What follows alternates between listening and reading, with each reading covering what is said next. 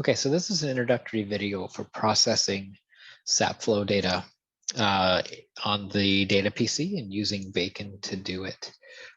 So just to back out to the very beginning, when data is pulled from the data loggers in the field, that data is brought to the data PC. And so what you're seeing right here is the data PC file directory. And that data will end up going inside of the MET folder. So D drive, dump data, and then the MET folder. And if we scroll down here, you'll see a couple examples where this has been downloaded. So here's TP74 Sapflow. And if I go down a little farther, you'll see that there are TP39 Sapflow files here as well.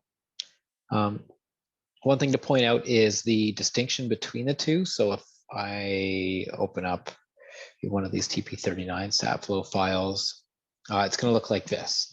And so this is a CR10X data logger file. So you notice that there's no headers for these files that are built into them that tell you what each of the columns are or what each of the different field types represent. So there's a number of different types of data that are being recorded at different intervals here. And if I compare that to the TP74 data, so we'll go back out here and oops, go into MET. And then if I just open up one of these examples of TP74 Sapflow, for example. So in here, we have a number of different files. So there might be anywhere between 4 to 7 files or so, depending on the setup. But if I open up any of these, let's open up the hourly file. So this is coming from a CR1000 data logger. And so the CR1000 and CR3000 data loggers, they have built into them the column headers, which explain the columns. They have the titles for the columns. So those need to be processed differently. But the good news is that there's still only one function that you use, and then you just have to tell the function which type of data logger it came from. Okay, so the goal when data comes in from the field is to process these raw files and put them into an organized master file for each year. And so typically the process would be that you'll process each of these files as they come in. What you notice here is that there's a lot of files that just haven't been processed. And that's because often when you pull data from a site, if you pull data once and then you pull it a month later, that file that you've pulled the month later might also include all the data from the previous data file that you downloaded as well. So it isn't necessary to process all of this data.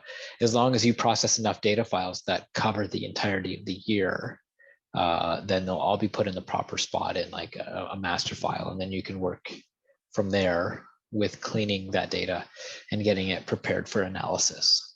Okay, so that's kind of the primer. Let's now talk about what you can do to process this data. So everything that you need to do inside of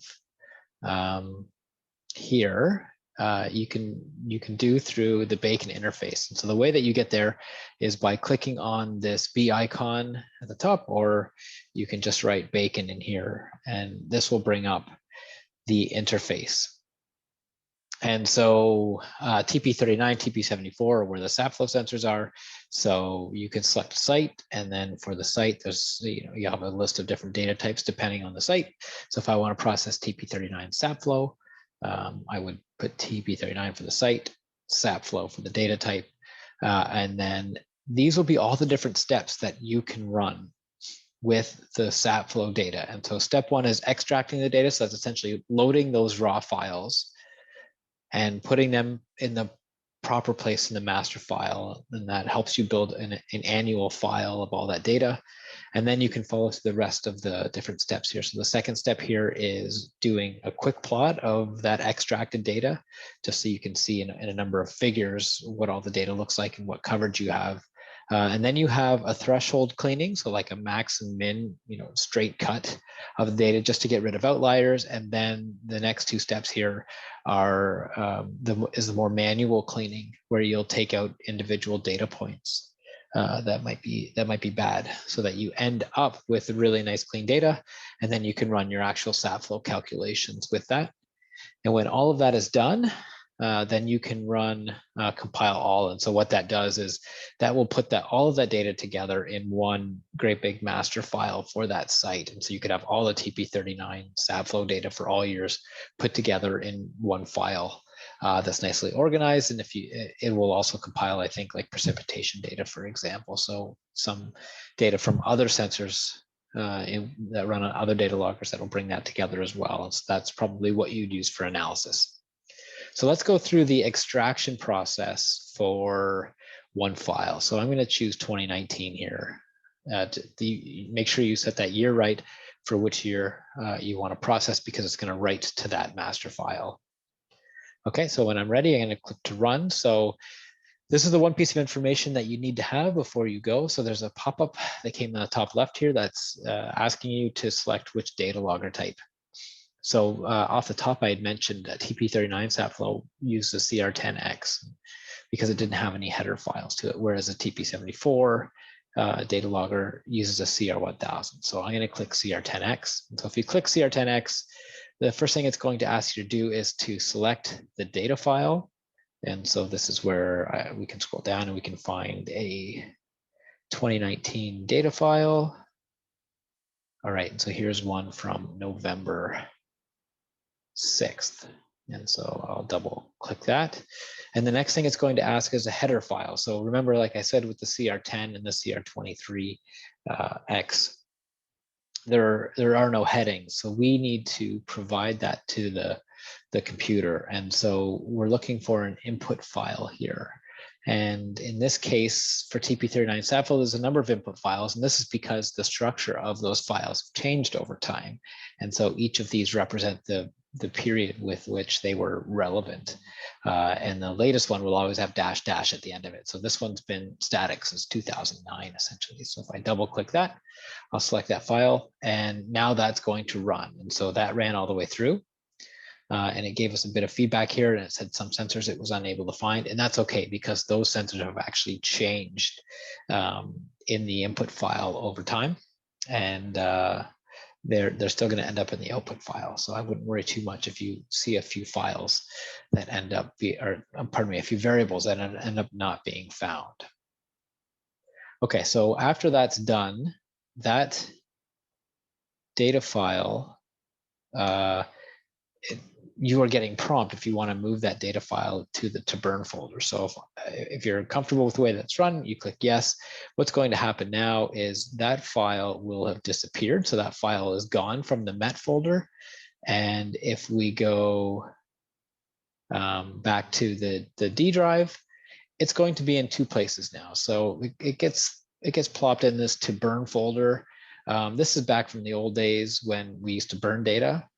So this is essentially just a backup of all of these files. And so that's the file there. So it shows that the data was processed and then the actual file name that was there, just so we have a copy of it.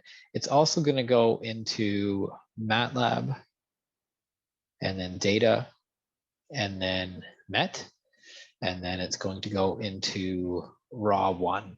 And so if we go into TP39 Sapflow, this will be a running collection of all the different files that were processed as well. So we keep these in there in the MATLAB directory as well. So we can always come back, even if it doesn't exist in the dump data folder anymore, you can always go into one of these folders and reprocess data if you need to. And that might come in handy at some point as well. Okay, so that organized data ends up going into MATLAB data, MET, organized to.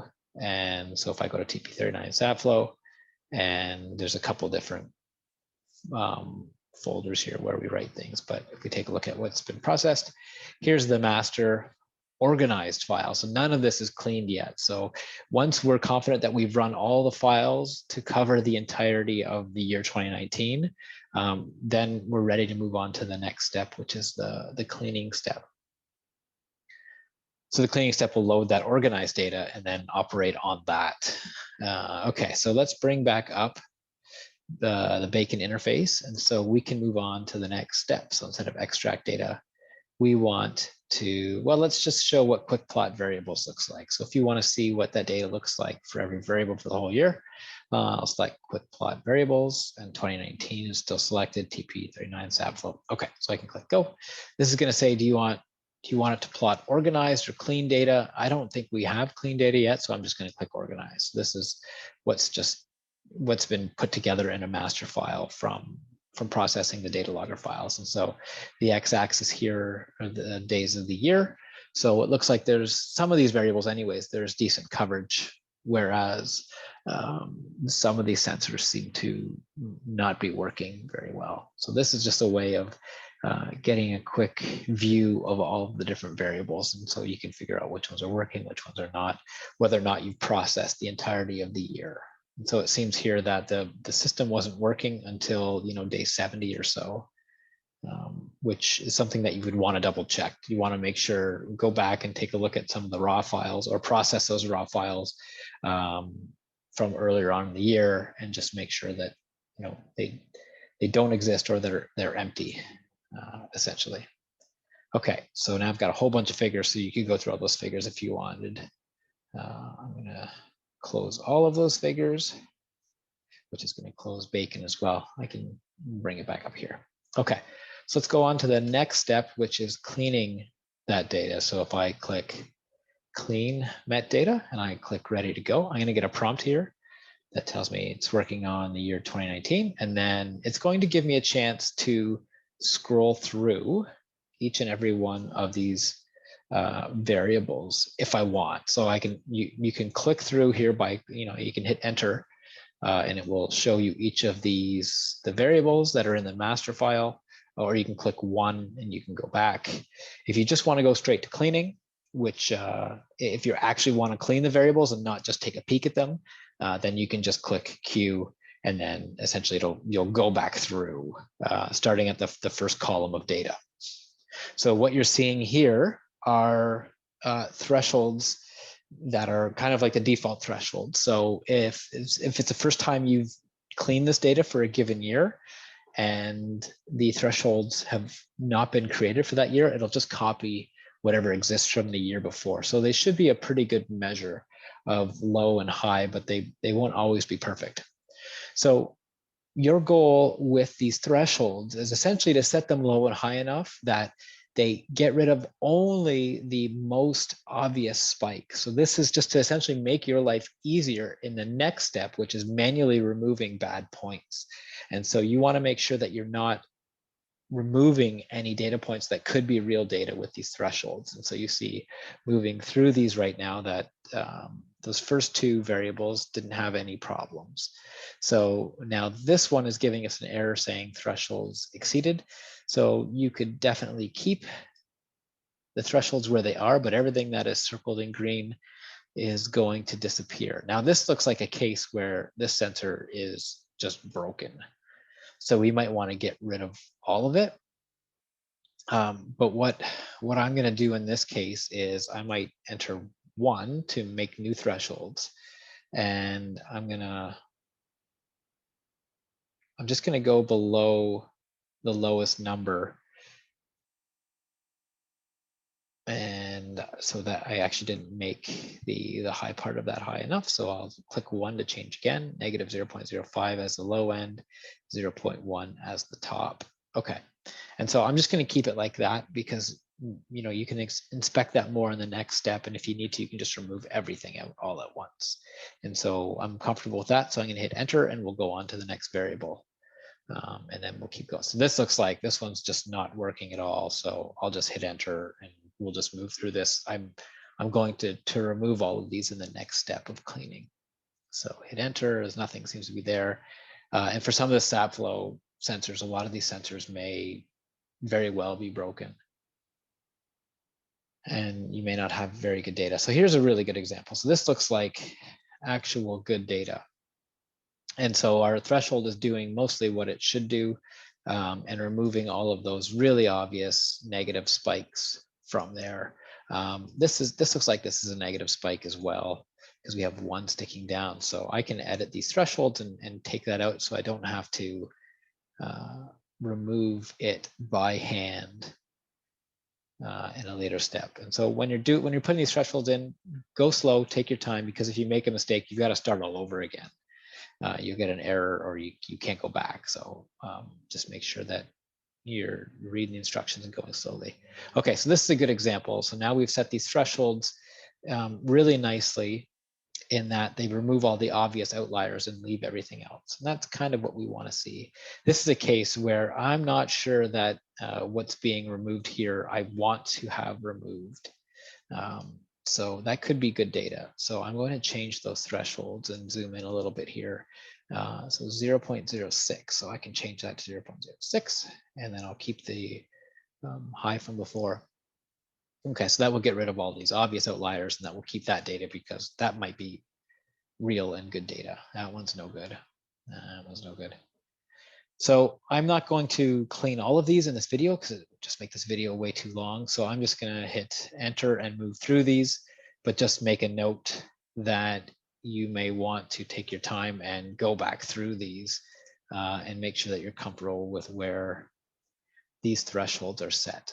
So I'm just going to quickly hit enter, enter, enter through all of these. And at any point when you have doubt, include the data. That would be my recommendation for this. And so, like I said, a lot of this is going to have to go. You're going to have to go in and adjust these so that they make sense. So I'm going to just quickly hit enter here. And what happens is when I get to the end of the different columns, so this is saying I'm on column 77, so on and so forth. When I get to the end here, I'm not sure where the end is, but I think it's pretty close. I will get a prompt in the command window that's going to ask me, do I want to save this data? And in almost every case, you can save it, because you can always run the cleaner again and have an opportunity to go back and overwrite thresholds and save it again, et cetera, et cetera. So unless you've made a total mess of it, then I would say don't save the data, but like I said, you can always go back and edit it later on. There are a lot of variables here. Okay, so here we go. So we've made it to the end of the variable list. And so if you want to save this data to the next stage of data, which is the folder is going to be called clean3, hit yes. And so you remember this organization here of different stages of preparation. So we've gone now from organized 2, and we save that data into clean3.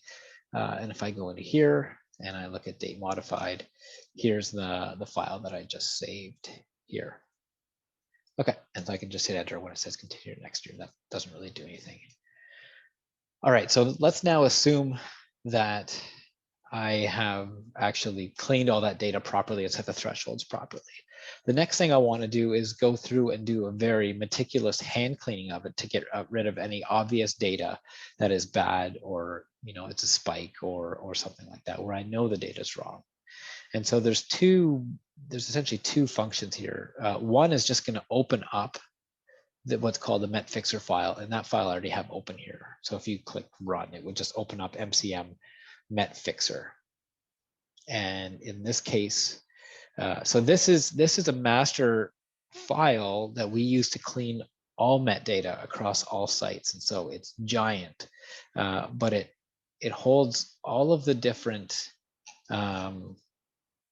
the history of data cleaning, essentially, at all of the different sites for every year. And so you can see the way that this is structured. If you're familiar with MATLAB switch control functions, this is how this is working. So it's just switching between sites, and then inside of that, it'll switch between years. And so this is switching to TP39 Sapflow. So when we've selected that in Bacon and we run it, it knows that, oh, I have to go to TP39 Sapflow.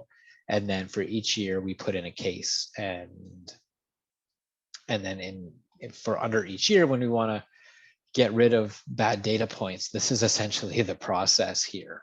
And so what this is doing is, this is just a list of bad data points.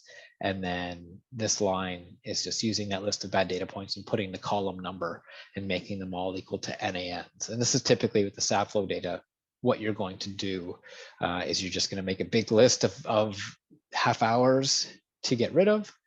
And then you're going to make those NANs. And so if you go through, scroll through all the years, you can see what's been done to all the different variables. And so I scroll down here, there's nothing for 2018 and 2019, which means that these have just never been cleaned manually. So I can put in case 2019 there. Okay, so that's the script.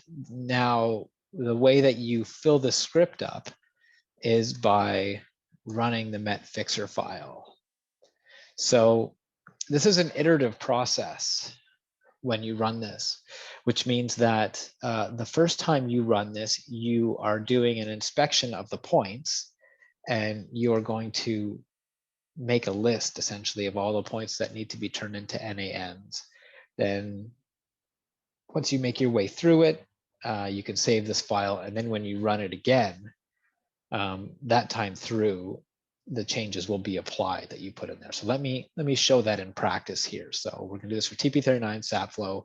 We're gonna run the metfixer file on the year 2019. So if I click ready to run, okay, do I want to scroll through the variables before fixing? I do in this case because I'm in the identification phase here. Okay, so now what I'm doing is I want to go through variable by variable and identify where there might be obvious bad data. So in this case, I don't see anything that looks particularly bad. This is heat flux.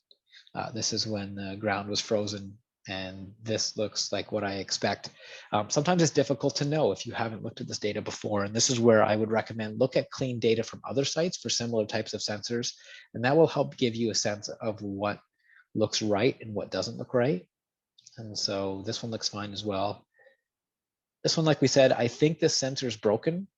I don't think that these numbers should be so low, but I'm going to leave it for now and we'll just double check because I want to go to one that I know. Okay, for example, I know this whole sensor is not working for the entire year from 0 to 17,568 or 520, I guess, in this year. So I want to remove all of these points, and this will tell me which column I want to remove it from as well. So this is column number 4. And so what I can do here is I can say output all rows column 4 equals NAN. Now, if only some points were bad, say, point 12,546 to 12,590, and then maybe 13,100 to 14,110 were bad, I could do something like this. So I would put in the specific points, and maybe 12,998 is bad as well. So you can build this big long list, and that's what you see up here of taking out specific points and not taking out everything. In this case, this whole variable is bad. So I'm just going to say all rows, and then of the 4th column, I'm going to make that NAN. Now I can go back to my figure. This isn't going to be applied this as I run through it this time, because I need to save the file and come out of this function before that's going to be applied. So now I would just keep going through and doing the same thing. So column number 7 is bad as well. So if I want to take the whole thing out, I can just say, column 4 and column 7, make those NANs, and I'm going to keep going here. And so a lot of these have nothing in them anyways. This looks okay. Let's say, for example, I thought, these points were bad, and they might be. I might want to get rid of, these 3 or 4 points or so, because this looks like there was a down spike in the data, which might be, a power related thing. There might have been water that got in the sensor for a little bit. Let's just say, as an example, I wanted to remove these 4 points. So I have to figure out what number of data point they are. So this is times 10 to the 4. So I'm looking at 15,893. And then if I want to get rid of this one, I want to go to 15,896. And this is column 11. And so what I would do here is I would say output, and from 15,800, I better double check, 15,893. And this is important to take your time and make sure that you write this in there properly and that you don't make a mistake transcribing it, because you could accidentally delete data that you don't want to delete, and it might be difficult to figure out where that error is. Okay, so there's an example where I've removed 4 data points from within column number 11. And then if I'm happy with that, I can go forward again. And so I can do the same thing here with a few spikes, and I would have to do that. So I would say for column number 12, I want to get rid of data point 6409 and 6417. So 6409, is that right? And 6417. And I'm gonna write them down here before I forget. Okay, and then I'm gonna output and then put them in square brackets because there's more than one value there, and it's not just a range, and the column is column number 12. So I'll put 12 in there. Okay, so that's the end of my example here. I am going to exit out of this. So, typically you would just run all the way through, make notes for everything. And then when you're done that, you would save your metfixer file, make sure it's saved, otherwise these changes won't be applied. And then you're going to run it again. You're going to run this process again. Now I'll show you what, let's pretend in this case that I think I've captured all of the bad data and I've removed all the bad data points. And so I'm ready to run this and see what it looks like. And so in this case, I don't necessarily need to scroll through all the variables beforehand. So I can say no. And now this will apply the code that we see on the screen here. And then it's going to show us in a new figure what the original or what the fixed data look like. And so if I scroll through, remember, we didn't do anything to these ones, so we don't expect to see anything. But here we see that all of everything in red here, this is what was there before, but has now been removed. So we've gotten rid of all that data. We've gotten rid of all the data in column 7. And then let's take a look at columns 11 and 12. And so none of that got applied, it looks like. All right, sorry for the hard cut there. I had tried to run the changes and I realized that they weren't working, and realized that the cause of it was that I had skipped the last piece of this line of code here, which was making those values NaN. So once I've made all the changes here, I'm going to save them. And then, as I had mentioned before, running through the first time, the idea is to make a list of all the data points that need to be removed. And then the second time through, then you can inspect those data points. And then you might have to go through this a number of different times to find data points that you missed again. So I'm going to start with this just to show what it looks like, but ideally you want to go through all the different variables and then run through them to check them. So again, I'm going to run the same thing, the metfixer file for all the same settings. I'm going to click to run. And so this time, instead of scrolling through the variables, I'm going to say no, because that's going to apply the changes that we have in the code here. And then it's going to bring up a figure that shows those changes there. All right, and here we go. So this is going to look similar to what you saw before, but now it's actually plotting the original in red and plotting the blue on top, and the blue is what's fixed. And so any data that's been removed, that's going to show up as red.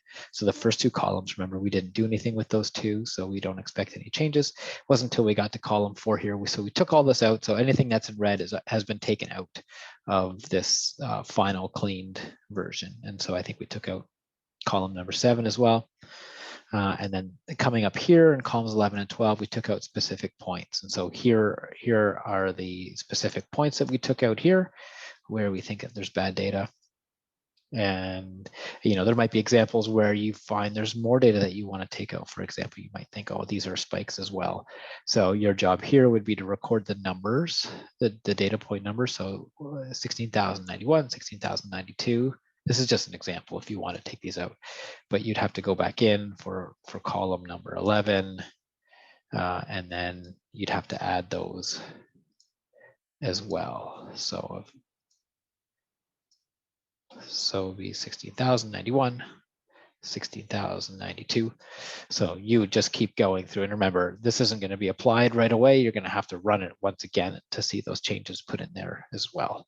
So that's just an example of what you would do if you realized there were more fixes to be made on a variable.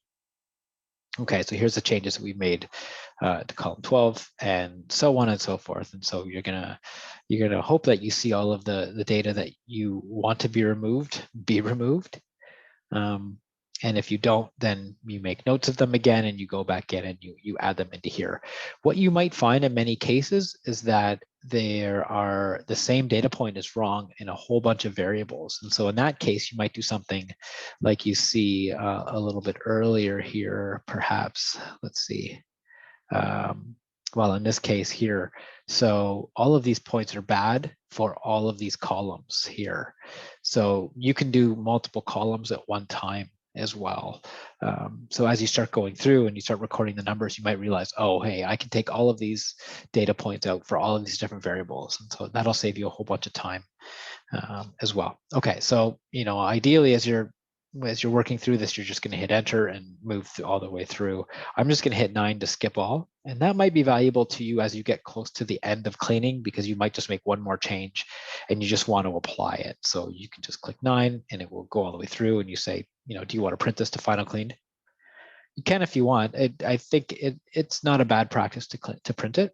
The next time you go through and run this cleaner again, remember it's loading from the previous version. It's running from what's in cleaned 3, not what's in the folder called final clean. So you're always working with the previous version of data, the previous level of data, and then you're just rewriting the final clean data over and over again. So it doesn't matter if you save it, because iteratively you're going to keep improving it.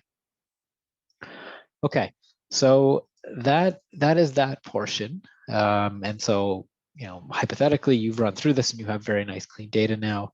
Now you can run Sapflow calculations. And so I don't know what's going to happen here when I click ready to run, because there might be some data that needs to be configured for this that isn't entered yet. Okay, so this is good actually. So this tells us that it's unable to find the file that we need.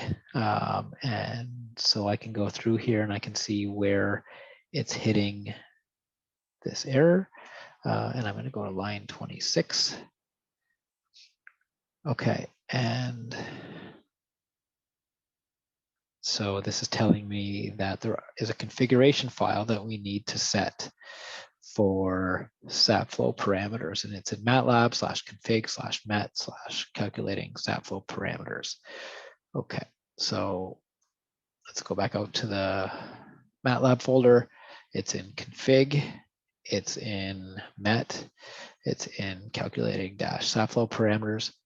Okay, and so here are files for each year that we need to use. And so I can double click 2017. And we'll take a look at this. And so what this is providing is a list of the various parameters relating to the diameter of the tree, the radius of the tree, the total wood area in centimeters squared, the sapwood area in centimeters squared, and then meter squared and meter squared, and then the ratio of sapwood to wood area, I believe. And so this is where, if you're not familiar with these values, this is where you can call upon the person in the group who's responsible for taking DBH measurements of this area and then giving you these values. And so essentially, if you want to do this for 2018 and 2019, you need to make a copy of this file. So I'm going to just copy this and rename it to 2018. But you want to make sure that you update these values before you run it again. So you want someone to go through and out to the field and take these measurements for you so that you have updated values for diameter and radius, et cetera, because this is what's going to lead to allow you to make a calculation of the total amount of water that's moving through the tree, because you're getting velocity estimates from your Sapflow sensors. And so you need to know what the area of sapwood is in order for you to make a reasonable estimate of how much water, how much evapotranspiration is happening on a mass or volume basis.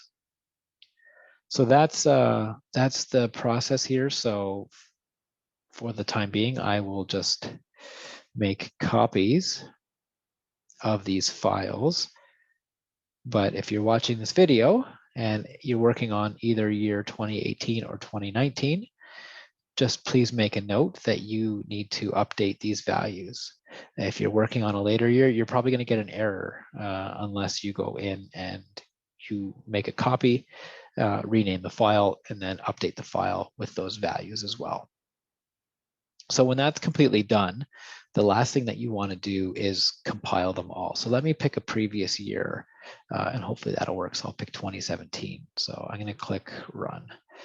And so, yeah, I guess I didn't have to pick 2017 on the thing because it's just going to prompt me anyway. So it found the master file. So I'm just going to hit enter. You usually won't have to delete anything.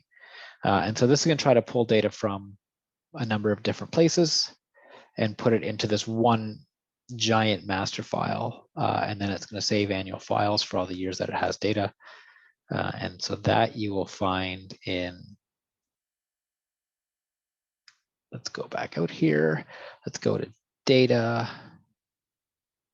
And it's going to be in MATLAB/data/master files. And this will be in TP39 Sapflow. And so this, every time you run that compiled data, it's going to create all of these different files at once. And so these are the masters for each year. And so this will be a MATLAB file that has data and a list of headers as well. And then this will be all years of data. So even if I just double click this, I should be able to load this, and I'll show you what this looks like, and then we'll end this video. So that's going to load as a structured variable called master. And if I double click that to open, I'm going to have a big data table, and then I'm going to have a cell array that tells me my labels. And so essentially the row number here corresponds to the column in the master data file. So column 1 in the master data file is a year. So here's your year and month, day, et cetera, and here's all your different variables. And then the other columns give you some more information on the units and what those are referred to internally. And you don't have to worry too much about the rest of these. These just kind of configure some output. But that's how you would navigate that data using a master file. Okay, so I think that's about it. So I'm going to end this video here, and hopefully that was helpful for you to process some of the Sapflow data.